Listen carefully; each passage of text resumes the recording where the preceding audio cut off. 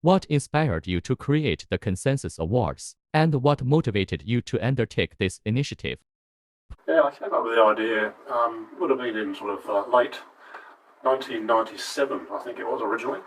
I was a judge of the Australian Design Awards, and those awards have been going for, I think, probably at least 45 years. And those awards are for physical design. And my background is all technical, software development, innovation since I left college, and I came up with the idea about creating an awards program which was actually identifying the most innovative technology solutions in Australia, and formed the company on the 1st of July in 1999. And we had our first awards presentation night in March 2000. We hit the deck running. We had some good sponsors on board. We had some very good endorsing partners as well. And we managed to get also the Minister for Information and Communications Technology, Richard Alston, to present the awards, which is a fantastic start for Consensus. When we started, we just had 2 awards programs. That was the Consensus Software Awards and the IT Writers Awards, which is actually giving out awards for people writing about technology. So we got a good coverage of all the IT journalists and editors in Australia as a result. That's how we started. Please elaborate on the selection process for the award winners and the criteria used to evaluate nominees. Yeah, we do things very differently at Consensus than any other awards, I believe, around the whole world, which is why we've been so successful in identifying the most innovative technologies that have then gone on to do very, very well internationally and worldwide. And the reason for that is that we have a number of different awards programs. So we have, obviously, we started with the Consensus Software Awards and the IT Writers Awards, but we now have one for MedTech, one for FinTech, one for Green Tech, etc., etc. And the most important thing is that within each of those awards programs, there are any number of awards given out. So it's up to the judges themselves to decide how many awards they give out. So they'll look at all of the ones, for example, in the Consensus MedTech Awards. And this year, I think I've got at least 6 or 7 entries in that award already. And they'll decide out of those how many awards they give out. Which ones are highly innovative, which ones have great worldwide potential. And the third measure is what we call performance, and that is, what is it? What does it do? What's the architecture behind it, the technology that's used, the scalability of the technology, what's the go-to-market strategy? So if any technology that receives a tick in those 3 boxes, innovation, number 1, secondly, what's the potential, and third, performance, each of them gets an award. The judges then write a specific citation for each of the individual winners, which is always quite meaty. It's not just, oh, congratulations, you're a winner. It actually is written by the judges based upon that the award was won for these reasons. And unfortunately for those that do not win an award, but we provide very, very constructive feedback to them as well, which is good news for them. And a lot of those come back the year after because they're taking the advice of the judges and are willing to give it a second go. What kind of help the Consensus can provide to award-winning companies? Yeah, there's a lot Consensus can do in terms of helping the winners of the Consensus Awards.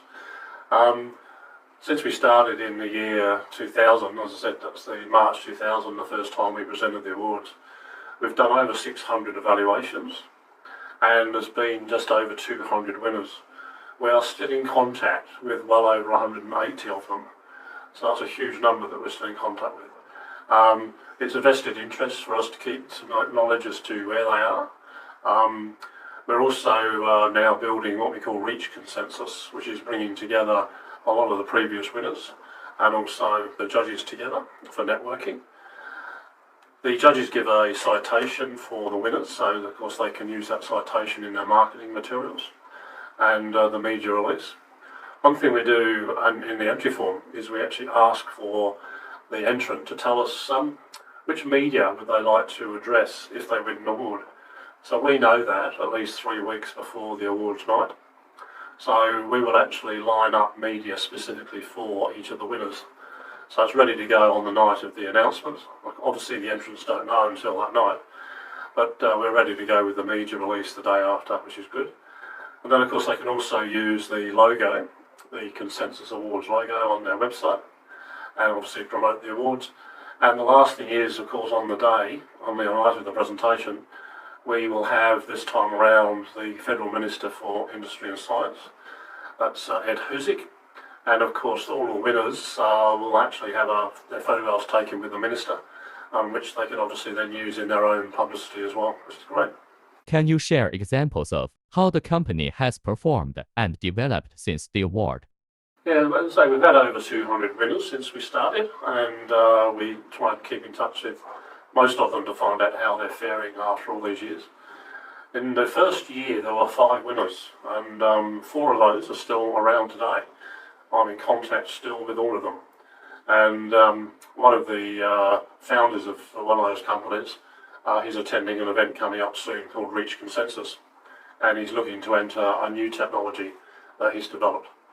Over the years, we've had quite a few companies that have gone on to become unicorn companies. You've got to remember here that where we're looking at evaluating these technologies for their innovation, it's very early stage. It's maybe they haven't even launched their product, or they're very early stage in the market, probably only a year, less than 2 years in the market. And our judges are looking at the technology to basically decide amongst the judges themselves which ones have great potential and are highly innovative. And therefore, when they give an award out, now we know from the history, we've actually had a group of MBA students look at all the winners, and they've identified that 9 out of 10 of the winners have gone on to do extremely well worldwide. Now, how do you measure that? Well, most venture capital firms would say they'd be very keen, and if an investment will give them a 10 times return. Well, when they make an investment, if they 10 investments, they're looking for 1 or 2 that will give a 10 times return. We know the history now to say that out of the winners of Consensus Awards, 9 out of 10, so it's completely turning the model around, 9 out of 10 of the winners have gone on to do a 10 times return. So the judges get it right, which is fantastic.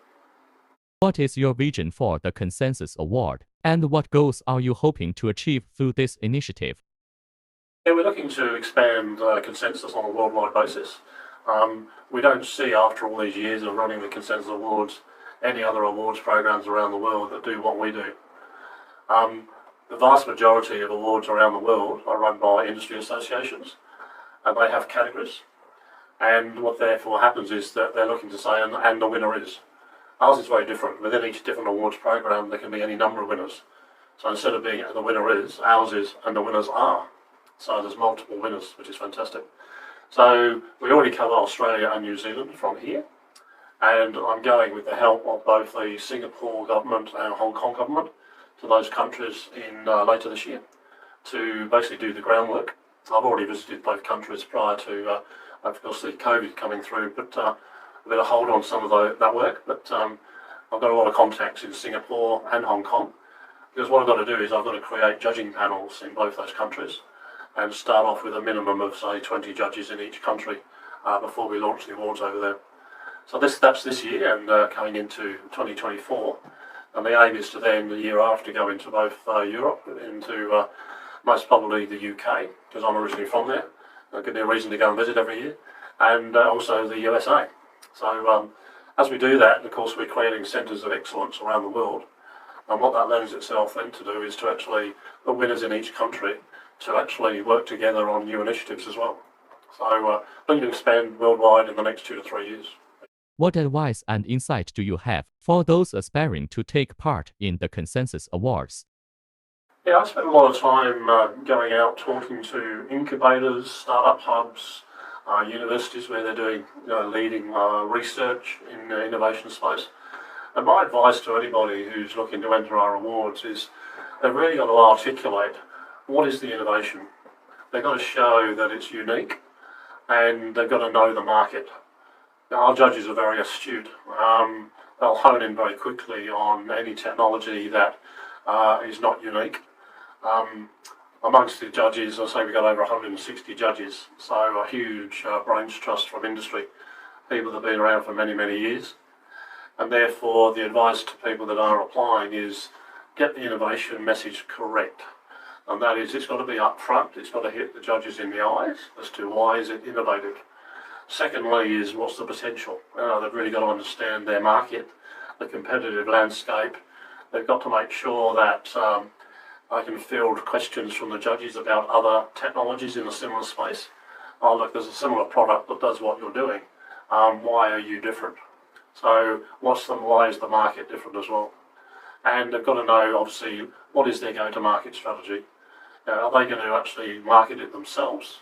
Are they going to set up a group of partners to take their technology worldwide? Is it going to be a SaaS model where the software can just be downloaded? You've really got to get that right for the particular type of technology it is. So those are the areas that you should really consider if you're looking to enter the Consensus Awards.